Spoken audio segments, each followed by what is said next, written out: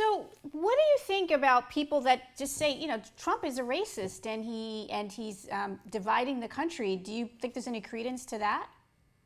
No, I think the country is more divided. In the 8 years that we've had Obama, you have more racial tension than I've ever seen in my life. You have officers being shot by members of Black Lives Matter. Even within Black Lives Matter, they publicized something on the news channel, and you even had white people who were, advocating for the cause, and then there was even dissension among the ranks, and there was an African American woman telling the whites to get to the back of the line. I mean, the hatred is pouring out between the races. I think more than ever before. The cop killings are more than ever before. The homicide rate has escalated massively. I mean, I don't see where anything has gotten better with Obama, and I think the racial tensions are at their highest level possible. And I think we need a president that is going to align himself with the police. I mean, I may be a criminal defense attorney, but I think the reality of what's going on here is we have way too many homicides, and even though that may be good for business, it's not good for the country. And I really think that Trump would be a much stronger president than Hillary Clinton would ever be. He would align himself with the police. I think the country has to align itself with the police, because it's not just white officers getting killed, it's black officers getting killed, Chinese officers getting killed. I mean, these are innocent people. Just to make a statement about one cop who may have done something wrong, to go and kill innocent police officers, I mean, I think that, the tensions are just astronomically high right now.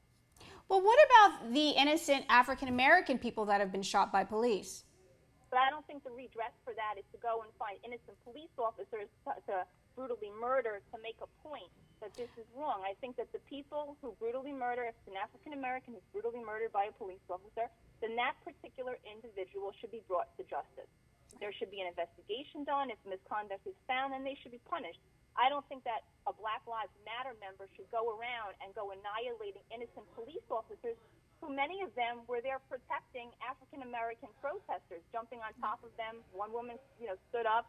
She gave a whole speech about how the cops jumped on top of her son, trying to save their lives, things like that. So I think that, you target the person who's to blame, period. Well, what do you think, say, to people that say, basically the guy had a record?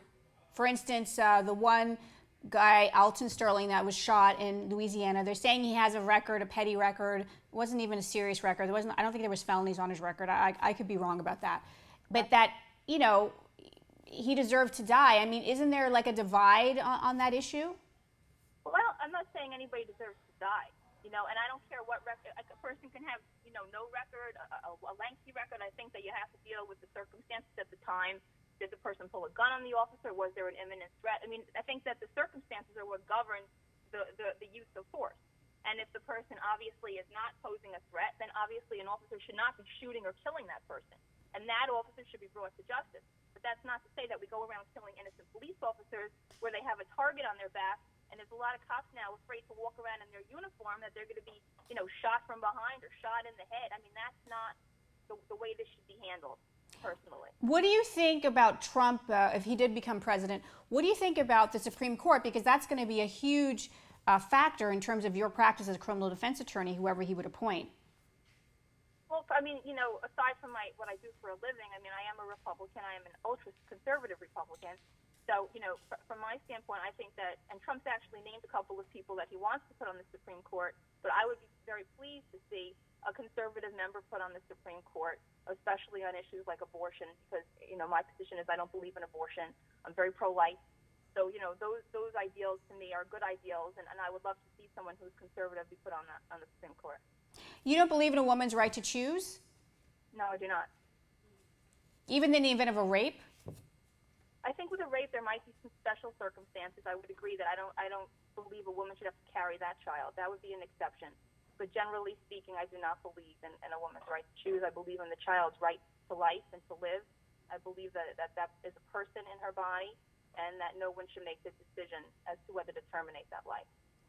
Well, one of the issues with the Trump, campaign in general is that he's not getting any people of color to vote for him. Why do you think that is? Well, I disagree with you. I mean, I think there are people of color who do like Trump. I think there's many veterans who are of color that like Trump. There are many police officers who are of color and of course, I think that historically, I think that African Americans are probably going to sway Democratic. Hispanics probably are going to sway Democratic. And I think that's just the way history has been. But I don't agree with you that there are no African Americans or Spanish or Chinese people or Asians going Trump's way. I think it depends where they are in their life, what they do for a living. I think if they're veterans or if they're officers, then they would sway toward Trump. Do you think, as a Republican, you've been a Republican your whole life? Yes, I have. Do you think, as a Republican, that the party should try to reach out to these other communities of color to try to perhaps appeal to them in a more, inclusive way to get them to join the Republican Party? I mean, I think that Trump's doing an effective job in terms of that. I mean, his platform is really, I'm going to create jobs. I'm going to look out for the small businesses. I'm going to let them grow. I'm going to, that's kind of his platform. And I think anybody who wants to work, no matter what color you are, I mean, I think that's a strong and a good platform. So to that extent, I think he's reaching out to them. And to me, I think he's a very good candidate as opposed to, Hillary Clinton. What are you going to do if Hillary becomes president? I'm going to deal with it like I dealt with it for the last 8 years with Obama. We're going to have a victory drink? Am I going to have a victory drink if Hillary becomes president? No. I'm going to drown myself in my sorrows, but I'll get over it just like anything else.